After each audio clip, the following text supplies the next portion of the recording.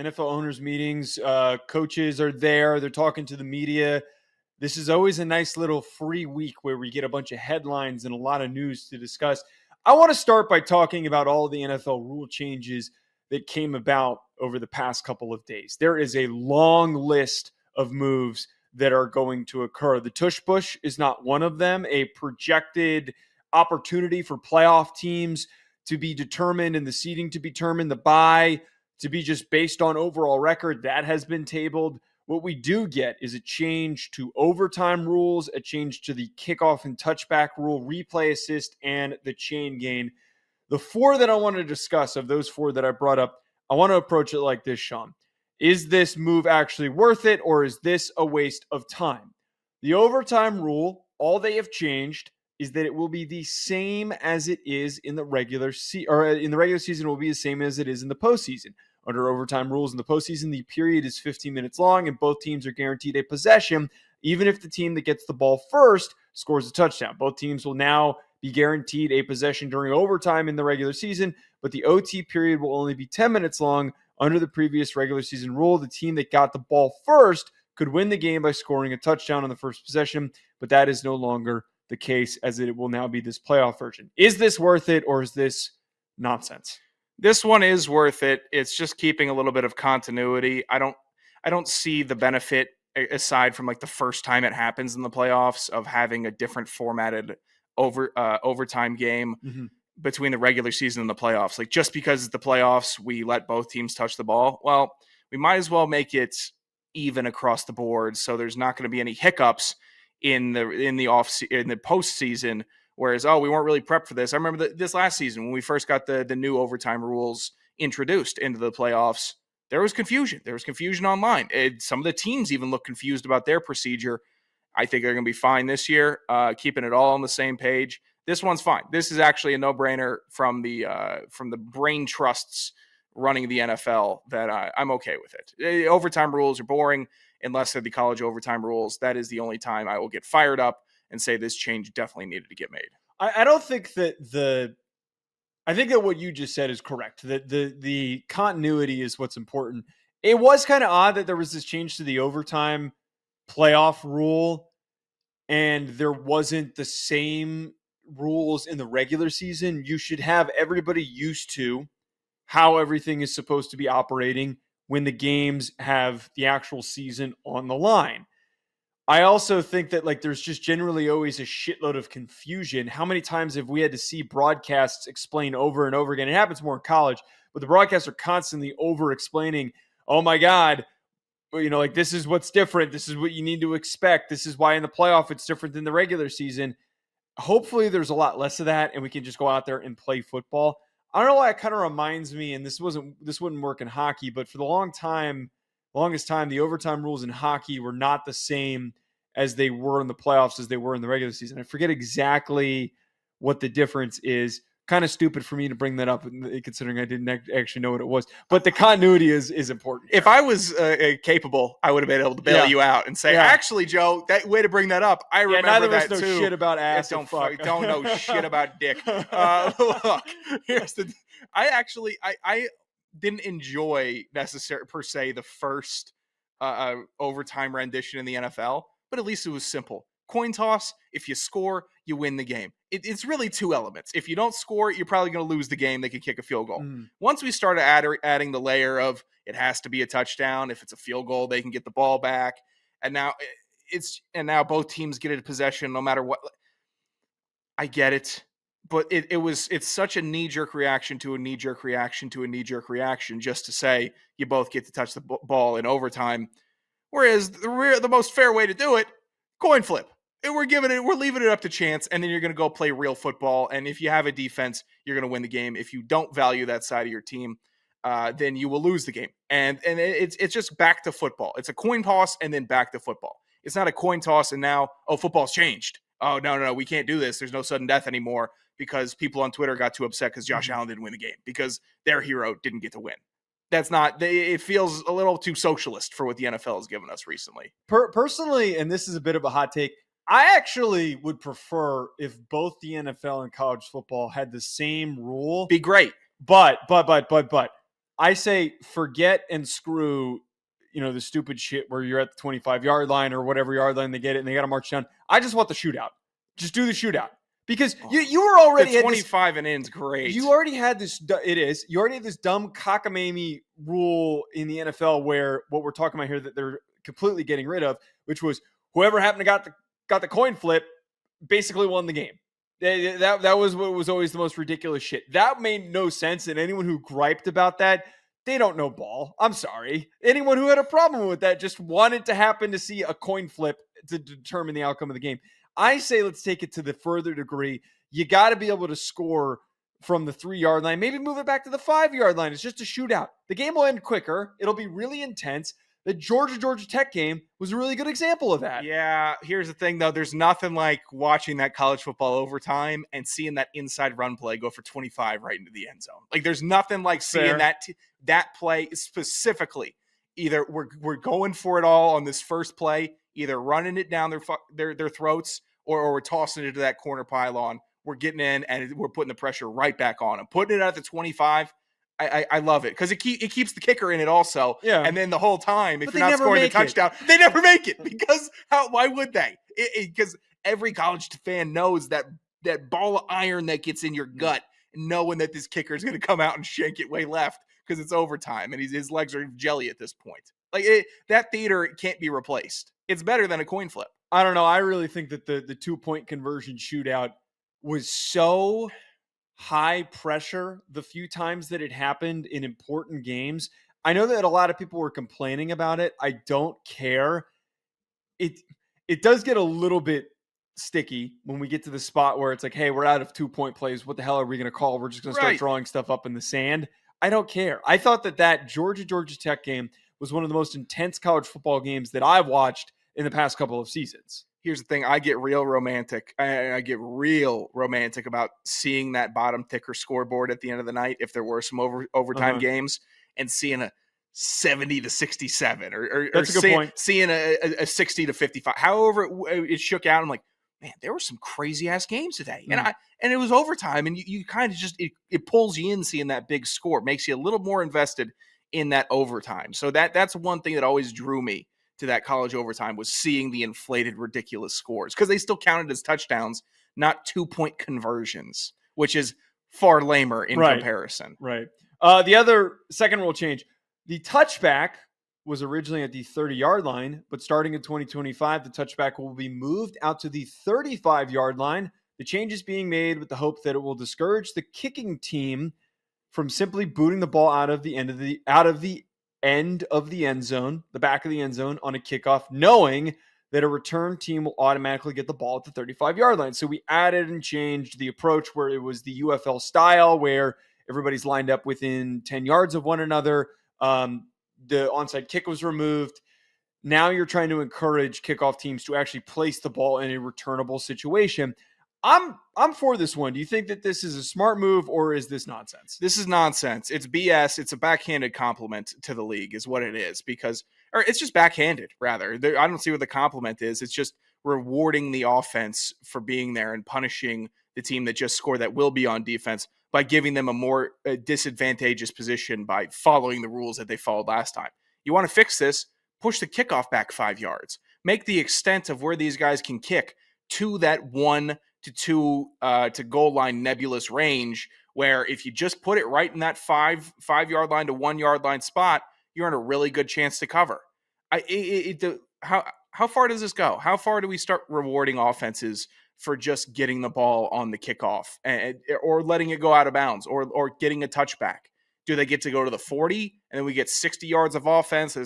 It's just I don't think they'd ever do that. It just really reeks of analytics are going to tell you should still kick it in the end zone and we're going to get more offense and less long drives. I think the NFL and then the big brains want to see more quick scoring, shorter fields, 7-on-7 football, and that works with a shorter field. When you have to march 80 yards down a group of 11 men's face, you got to do that. You have to run the ball. You have to churn clock. It has to be meticulous.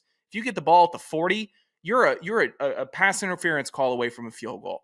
and then you are a pass interference call and 2 first downs from a touchdown. I think that's what the NFL wants. I don't like it. It doesn't feel like a pro heart of football decision to me, even though it's correcting an error and possibly getting more good kickoff returns in the sport. I don't hate that conspiracy theory of believing that this has nothing to do with trying to encourage kickoffs and making kickoffs more entertaining, and has more to do with trying to create more layups for offenses to go down and score. It's kind of crazy to consider that the touchback used to be the 20-yard line at one point. Like it was fantastic. It was not a handout the way it was almost an advantage to have a kicker who could kick the ball out of the back of the end zone. Like that was a huge advantage, but now everybody can do it. So they had to eventually do away with that. The 35 does feel a little bit too generous. There has to be some sort of negative outcome on the field for the return team, though. Like that, I feel like there's only negative outcomes for the kickoff team. It's if he kicks the ball just a little bit too hard, which, newsflash for the average NFL fan who's never kicked a football or knows anything about kicking, it's not as easy as it looks to place the ball in a very specific location. Punting, it's a little bit easier, but it's just like it requires a very light touch to be able to put the ball where it needs to be in order for it to not bounce out of the back, or you end up kicking it way too short, giving an easier opportunity for a return. They should have kept it at the 30. I kind of think that they should have kept this at the 30 because there's just such a large margin for error. 30 is a short field also for me. That is just, it's short. 35. It's a rule. You got to give a little bit of an incentive to return it, though. It's a rule on top of a rule, which is where I think we get caught in the mud. And I think the league gets caught in the mud a lot. Just make the rule. Just make the rule. You don't need to have an added on, well, if this happens. You don't need if-then rules in football. You need this. This takes place. This is the occurrence, not if-then stuff. It's too complex. It's too layered. Just move the team that's kicking it back out of that's kicking off back. Move them back. So whatever the average extent of kickoff yardage can be for these kickers, line it up where it's at the goal line. If they have a great kick, so be it. It goes in the end zone, bang. Then the offense gets it at the 25 or the 30. If they don't and they're kicking on average, then you get a return. I love the old system. The old system was great. I saw plenty of touchbacks. I saw plenty of returns. I saw Devin Hester become a legend in the old system. Who's the return man now? Who's the return man? KaVontae Turpin, and then Jamal Agnew brought back a field goal that was missed. It's a specialty in the sport that people loved that is getting eradicated. And I don't necessarily think it was like bringing me in, but it pushes me away a little bit. Is there still a fair catch rule? Am I not remembering this appropriately? Because like that's what the stupid part about this is, that if the ball, if there's still the fair catch rule, if the ball is kicked to him within, what was it, the 20 yard line, you were allowed to fair catch it and you would get a touchback. So these returners are not really given that much of I don't want to speak to the truth of that because I might be wrong here. I'm trying to recall exactly if I had seen a fair catch within that kickoff. I feel like nobody pays attention to the damn kickoffs because they never take them out. Because they never take the kick out. Change whatever you want. It's not going to actually make this play more entertaining. I hate to, you know what? I am not getting political in the least right now, but the big man in office preferred the college kickoff style, aka the traditional football kickoff style. He wants it back. So that's going to be the next executive order. Drop that EO on the docket, DT. I'd appreciate it. Let's get the boys clanging in the pads again. Okay. The next one, replay assist has been expanded. 5 new penalties can now be overturned by the booth. Hitting an offenseless player, face mask, horse collar tackle, tripping, and roughing/running into the kicker. One notable aspect of this proposal is that the replay assist will not call penalties that weren't flagged on the field. So the general premise here is problematic. Expansion of replay assist. We don't want more of that. We don't want more of that shit unless the process gets sped up quicker. Okay. I don't mind if this process is expanded as long as it's quicker. But reading into what the specific penalties that are now overturnable by the booth, I'm in favor of this. they're all penalties that typically have bullshit overprotection by an official because they're trying to make the game way safer than it needs to be. You see all these. We need to add roughing the passer into the mix here. I'd love that. The ability to overturn soft calls because they don't see a play and they just see somebody on the ground, I'm in favor of that. The last part here, replay assist will not call penalties that weren't flagged on the field. That's the most important part to me. That is massive. The refs and the replay used to be the best thing ever. It felt like, wow, I can't believe it. This is fantastic. It's a great football viewing experience to get the replay. And now it just feels like a drag every time they go into that replay booth. You just think it's going to be some type of fuckery. You think that there's going to be something going on. Like, what could they possibly be looking at for that long? Why are they still determining? Targeting, stuff like that? Go ahead, take the look. I've actually grown to really like how they've approached targeting this past season specifically. You make the call. I saw way more targeting calls get overturned than I ever expected I would in a season. So that in college and in the NFL, I appreciate that. I think that the way they've operated there is good. But I need less time with officials in the booth. I need less airtime for officials, for official experts, Gene Steratore, Dean Blandino, whoever's in the. I need less of them. I need more of camera on field. I need more of football action being played. What does this put us to? A 4-hour broadcast for a football game if we keep on going to the sideline to review every penalty? And maybe I'm exaggerating and 2 of these happen a game, but it's just more time spent not watching the actual athletes play the sport. See, that's where I kind of come down why I have a little bit of apprehension with just the general premise of expansion of replay assist, because then it eventually means that everything is called with replay assist, which there sometimes is efficiency with this. It does sometimes end up being a pretty quick process. If there is more capability to have more access and angles to what happens on the field to allow for replay assist to make and jump in and say, hey, that was wrong, I'm fine with it. I just don't love that there can be so much intervention in a football game. It used to be a sport about getting away with it, not intentionally getting away with it. The cat's out of the bag of trying to fix everything. But correct. It was taught like offensive line when you're in youth football, you learn early on. Yeah, offense holds every play and they get called sometimes. Defense, you can do whatever. Like you get the understanding of they're not always going to call it. Corners, they're not going to call push-offs all the time. They rarely do. Cornerbacks get flagged all the time for tic-tac BS. The backside holding penalties this past year on run plays on an outside zone to the opposite side of the field. So many of those. Like, I just need less. It's about the lore of getting away with one in football. It's historical. It's embedded in the game.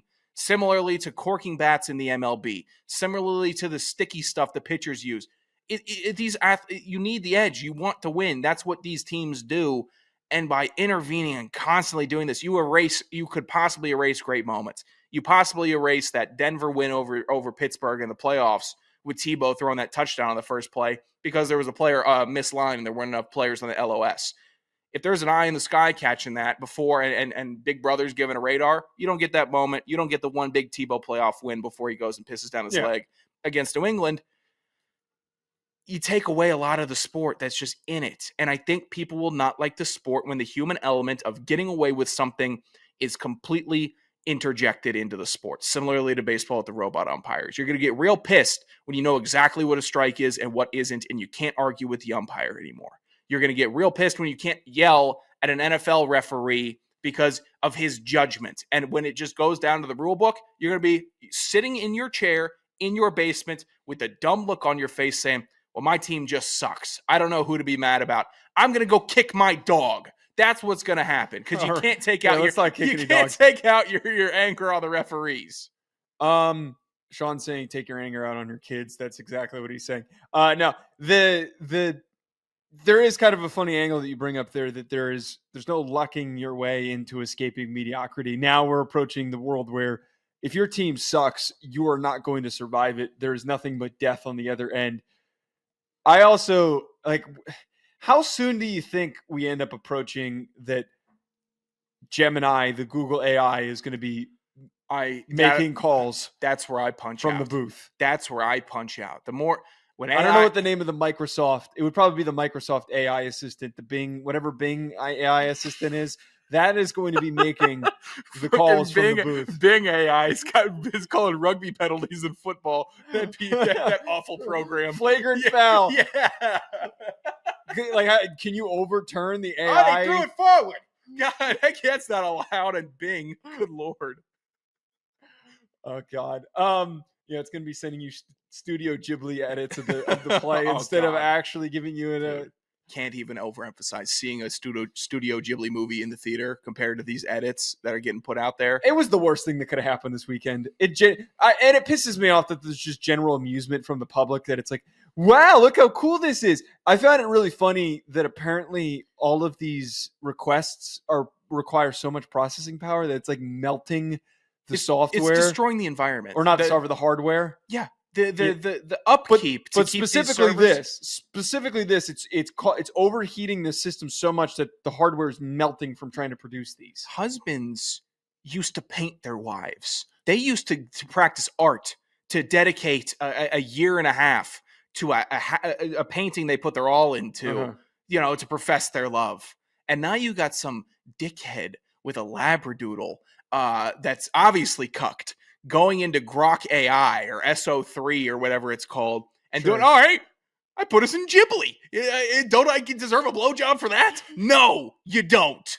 You don't, pal. You're the laziest, lowest form of creativity and passion that's ever walked the earth. You're the lowest bar we've had. I at least appreciate, though, Sean, that we're moving away from the weirdos that have sent in pictures of themselves into Grok or into ChatGPT and said, can you turn this into a professional headshot? There are so many people on Twitter where I click into their profile and I'm like, oh my God, why is this considered acceptable? Have a blemished, messed up looking, you losing hair, you have a bad hairline, and you don't dress that well. Stop trying to make it look like you've got a big muscular neck and you're in some interesting setting and somebody took a picture of you out in the open in some city. That you didn't do that. You don't leave your damn house. You smell, and we can tell from your original picture that you probably do smell. You look like a dork. Stop trying to make yourself look like an alpha by asking ChatGPT to make a picture of you.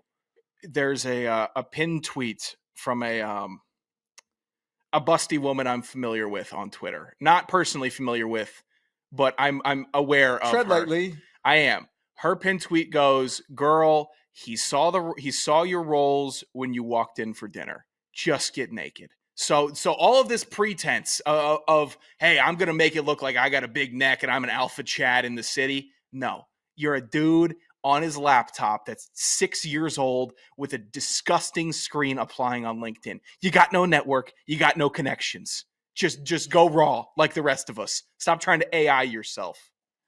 God, I hate AI so much. It's the worst. Actually, let me rephrase. I have been using ChatGPT a lot for the titles and the description on our YouTube channel. Oh, okay. Outside of that, though, which it paid really good results on Rufino and Joe. We got a 12,000 view video yesterday. I'm sure the SEO or the AI is working with SEO, right? And trending topics. It's going to tell me how to better. It's botting up, yeah. But if you're using it to alter the way that you look, no. Last thing that we need is, I swear to God, if some dickhead pitches AI's involvement in changing the sport, you're right. That's what I'm checking out. Then we're going to be able to pitch. When that ruins football, we'll be able to pitch the new NFL. We'll be able to pitch. Oh yeah. Like here's the new league back in the old days with no replay. We just started from scratch. No cameras. No cameras either. Nobody. You read it in the newspaper. That's how you find out what happened this week in the NFL. In the new NFL, you show up. You don't cigarettes on the sideline on the tables. You can have it. There's a cooler with only beer. There's no Gatorade. There's none of that. I love the new NFL. Why hasn't this been? It's just like the steroid Olympics. Can we bring back the big shoulder pads? Yeah, hell yeah. Can we bring back knee pads? What? Where players are actually, staying safe and protecting their legs, and they're not just playing in pants. In all seriousness, this is exactly like the steroid Olympics. Why hasn't somebody pitched the idea and the concept of, here's an NFL league, but instead of innovation, we're going backwards. We're going so far backwards that it is the initial version where people were playing to death. Can we chop block? Hell yeah, we could chop block. It's the new NFL. Holy hell. The sport was better. But here's the thing. The NFL is so great, and I love the NFL so much, and you love the NFL so much that we understand it's not going anywhere. It's not any of these changes that are getting made, they feel like they're superficial. It feels like you're putting on fake lashes where you're still just looking into the eyes. You don't give a damn about the lashes. It's just fake lashes you're throwing on all these new rule changes. Right. The NFL is such a monster. It can't be stopped. It rolls over everything. It rolls over college football, which is a monster, which dwarfs every other sport. I want the new NFL so bad. Now that I'm thinking, I want the UF. I'm done with the UFL. The new NFL is the only thing I'm plugging into. That feels too over. That feels like a lot of the way that operates. That was produced by someone typed in the AI, like, "Hey, how can we make the NFL a little bit more interesting?" And it pitched out and spit out those answers. That's what it feels like I'm watching. We should take. Not the UFL guys, because I think that there is actually some benefit of staying in shape and actually playing respectable football. It is football. Playing respectable football to possibly be a feeder system into the big league. But all these other leagues, arena, the one Mamadou plays in, a different arena league, all the other arena league. Yeah, all the other arena leagues, all the other leagues that are going on, you combine into the new NFL. All 6 to 8 other NFL leagues that aren't UFL. You're the new NFL, and that's where we have our player pool. And now you're going back to playing old school. And we're pulling also from the adult football leagues that are no pads, full tackle. Those guys get it. They're 30 and they like the hitting truck each drivers other. Okay. I'm for it. I'm absolutely for it. I think we would get a better league if what the USFL originally was back in the 80s, where it was just a bunch of psychopaths playing on really shitty fields that were getting massive contracts with money that was not actually the owners actually didn't have. That was real football.